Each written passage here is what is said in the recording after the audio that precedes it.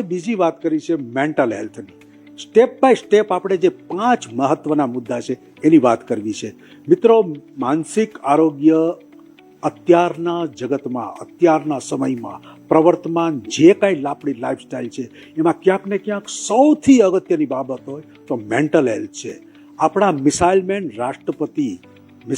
રાષ્ટ્રપતિ રિપીટ, એને પણ જ્યારે બાળપણમાં થોડોક ટ્રેસ આવ્યો હતો ત્યારે એને એ પગલું ભરવા પગ ઉપાડ્યા હતા.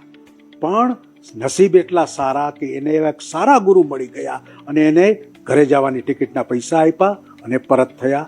અને ત્યારબાદ એને જે ઓવરઓલ ડેવલપમેન્ટ, એનો સ્વવિકાસ કરી અને સર્વોચ્ચ સ્થાને દેશના પહોંચી અને ભારતને એક અવકાશ વિજ્ઞાન ક્ષેત્રે સમગ્ર વિશ્વમાં નામ રોશન કર્યું. તો માનસિક તંદુરસ્તી શ્રેષ્ઠ છે અને કદાચ આવનારા વર્ષોમાં વિશ્વનો સૌથી ભયાનક રોગ હશે તો એ મેન્ટલ હેલ્થ હશે.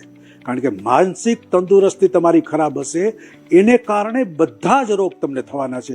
તો આવી જ કંઈક આ રિસર્ચ સેન્ટરના પ્રોજેક્ટની વાત છે અને એના સંચાલક છે કર્તવ્યબેન ભટ્ટ. કર્તવ્યબેન, તમને એ જ પૂછીશ કે મન તંદુરસ્તી જે તમારો પ્રોજેક્ટ ચાલે છે એમાં કેવા કેવા પ્રકારની એક્ટિવિટી હોય છે? આમ તો જે સમગ્ર પ્રોજેક્ટની જે આપણે ચર્ચા કરી રહ્યા છે એમાં ક્યાંક ને ક્યાંક બાલ મંદિરથી શરૂ કરી અને તમે હાઈસ્કૂલના છાત્રો સુધી તમે લઈ લીધા છે. મતલબ કે તમે બાળથી તરુણો, કિશોરો બધાને જ, જે આપણી ભાવિ પેઢી છે, બરોબર છે, એને જેટલી આપણે તંદુરસ્ત કરીશું, તાકાતવાન બનાવીશું, બળવાન બનાવીશું તો એટલો જ આપણને આપણા દેશને ફાયદો થવાનો છે. તો મન તંદુરસ્તી પ્રોજેક્ટ વિશે આપ જણાવશો કર્તવ્યબેન? જી નમસ્કાર, મારું નામ છે ડૉક્ટર કર્તવી ભટ્ટ અને જે પ્રોજેક્ટનું નામ છે એ છે મન દુરસ્તી. એ શબ્દ જ ખૂબ જ સારો બનાવેલો છે. મન દુરસ્તી, તંદુરસ્તી વિશે હજુ બધાને ખબર છે કે શારીરિક સ્વાસ્થ્ય છે એ સારું હોય તો એને તંદુરસ્તી કહેવાય છે, પણ માનસિક સ્વાસ્થ્ય શું છે એની પણ લોકોને ખ્યાલ નથી. અને માનસિક સ્વાસ્થ્યને સારું બનાવવા માટેનું એક પગલું છે, એમાં તમને મદદ કરવા માટે હંમેશા તૈયાર છે મન દુરસ્તી. અને મણિયાર ટ્રસ્ટની સાથે જોડાયા બાદ આ પ્રવૃત્તિમાં વિવિધ ક્ષેત્રે અલગ અલગ કાર્યો કરવાનું, વિચાર પહોંચાડવાનું એક ખૂબ જ સારું માધ્યમ મળ્યું છે. એક ખૂબ જ સારો પ્રોજેક્ટ છે આ મન દુરસ્તી કે જે માનસિક સ્વાસ્થ્ય માટે કાર્યરત છે. અલગ અલગ શાળા કોલેજમાં માનસિક સ્વાસ્થ્ય જાગૃતિ માટે તેમજ અનાથ આશ્રમ છે, વૃદ્ધાશ્રમ છે, તેમાં પણ માનસિક સ્વાસ્થ્ય જાગૃતિ માટે અલગ અલગ કાર્યક્રમો કરવામાં આવે છે. આ ઉપરાંત એમને ઘણી બધી ટિપ્સ આપવામાં આવે છે કે ભવિષ્યમાં પણ ક્યારેય જો તેમને કોઈ સ્ટ્રેસ થાય છે, એન્ઝાયટી થાય છે, ડિપ્રેસ ફીલ થાય છે, ઓવર થિંકિંગ જેવી સમસ્યા છે તો તેઓ એ સમસ્યાનો સામનો જાતે કઈ રીતે કરી શકે એ માટે પણ એમને હંમેશા તૈયાર કરવામાં આવે છે. આ ઉપરાંત કોઈ પણ સંસ્થામાં જો 1-to-1 કાઉન્સેલિંગની રિક્વાયરમેન્ટ હોય, એટલે કે એક એક વ્યક્તિને પોતાની અંદર રહેલા કંઈ પણ લાગણીઓ છે, મનના ભાવો છે, તેને જો દર્શાવવા હોય, ક્યાંક બહાર કાઢવા છે, કારણ કે આજે એક સૌથી મોટી સમસ્યા છે કે વ્યક્તિ પાસે વ્યક્તિ નથી, કોઈ સાંભળવા વાળી કે સમજવા વાળી. તો એક એ વ્યક્તિની જે ખામી છે એ પૂરી કરવાનું કામ છે એ મંદુરસ્તી કરે છે કે કોઈ પણ મનની અંદર પડેલી વાત છે, કોઈને બહાર કાઢવી છે, શેર કરવી છે તો એ અમારા માધ્યમથી અમારો સંપર્ક કરી શકે અને કોઈ પણ બાબત જે મનમાં પડેલી છે, દબાયેલી છે તો એ બાબતને બહાર કાઢી શકે. અને કોઈ પણ સમસ્યા એવી નથી કે જેનું સોલ્યુશન ના હોય. પહેલા સોલ્યુશન જન્મે છે પછી જ સમસ્યા જન્મે છે, એવું હું માનું છું. આથી માનસિક સ્વાસ્થ્ય ખૂબ જ જરૂરી છે. આજે WHO નો લેટેસ્ટ જે સર્વે આવેલો છે તેમાં એમને જણાવ્યું કે આજે દર 7મી વ્યક્તિ છે એને માનસિક રીતે કોઈ ને કોઈ સમસ્યા છે. તો દર 7મી વ્યક્તિ, આ રેશિયો એટલો બધો પણ ઇગ્નોર કરવા જેવો કે નાનો ન કહેવાય. અને રાજકોટ શહેરની જો વાત કરું તો રાજકોટ શહેરમાં આ જ વર્ષમાં પહેલા 8 મહિનાની અંદર 267 લોકોએ આત્મહત્યા કરી છે.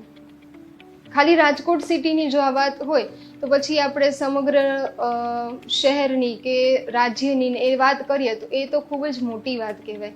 તો આ જે બધી સમસ્યાઓ દિવસે ને દિવસે વધતી જાય છે તેનું મૂળ કારણ શું છે કે લોકો હજુ સુધી માનસિક સ્વાસ્થ્યનું મહત્વ સમજ્યા જ નથી.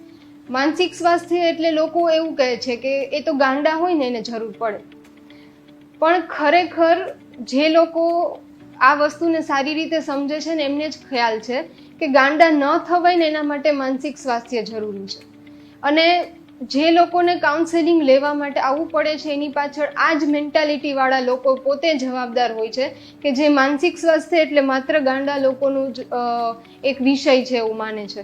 અને કોઈને કોઈ રીતે આજે કોઈ વ્યક્તિ એવું નહીં કહી શકે કે મને જિંદગીમાં ક્યારેય સ્ટ્રેસ જ નથી થયો, ક્યારેય એન્ઝાયટી થઈ જ નથી, મને ક્યારેય રાતના સૂવું એટલે મને આરામથી નીંદર આવી જાય છે. મોટાભાગના લોકો આજે 80% રેશિયો હું આપી શકું કે 80% લોકો એવા છે કે જેને રાતના સુવા સમય પર ઓવર થિંકિંગનો પ્રોબ્લેમ થાય છે.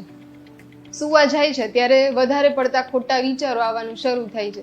તો આ બધી સમસ્યાઓને આપણે અત્યાર સુધી ઇગ્નોર કરતા હતા કે એ તો બધાને થાય છે, તો મને પણ થાય, પણ એ બધાને થાય છે એનો મતલબ એ નથી કે એ સામાન્ય છે. આજે કોઈ વ્યક્તિ છે એ સીધી આત્મહત્યા સુધી નથી પહોંચતી, પહેલા એક વિચારની શરૂઆત થાય છે અને પછી એ ત્યાં સુધી પહોંચે છે. એટલે માનસિક સ્વાસ્થ્ય જાળવવું ખૂબ જ જરૂરી છે. અને મંદુરસ્તી અંતર્ગત કોઈ પણ વ્યક્તિને માનસિક સ્વાસ્થ્યને લગતી કોઈ પણ માહિતી જોઈતી હોય, કોઈ કાઉન્સેલિંગની રિક્વાયરમેન્ટ હોય તો તે ગમે ત્યારે સંપર્ક કરી શકે છે. આ ઉપરાંત મંદુરસ્તીનો એક હેલ્પલાઇન નંબર શરૂ કરવામાં આવ્યો છે જે 24 કલાક કાર્યરત છે કે આજે તમને રાતના કોઈ વિચાર એવો આવે છે તો તમારે સવાર પડે એની રાહ પણ નથી જોવાની. તો આ મંદુરસ્તીના હેલ્પલાઇન નંબર પરથી સંપર્ક કરીને ગમે ત્યારે કોઈ પણ વ્યક્તિને કાંઈ પણ સમસ્યા હોય તો એ જણાવી શકે છે. એનો નંબર પણ હું તમને જણાવું, 7863836226. આ નંબર પર સંપર્ક કરીને કોઈ પણ વ્યક્તિને ક્યારેય પણ કોઈ પણ સમસ્યા હોય તો એ વિનામૂલ્યે વાત કરીને તેનું સમાધાન મેળવી શકે છે. ખૂબ જ સારી વાત કરી કર્તવ્યને. દર્શક મિત્રો, જોઈને મેન્ટલ હેલ્થ આ એક એવો સબ્જેક્ટ છે, એવી એક સમસ્યા છે કે જેની ઉપર ચિંતા કરવાની જરૂર છે, સાથોસાથ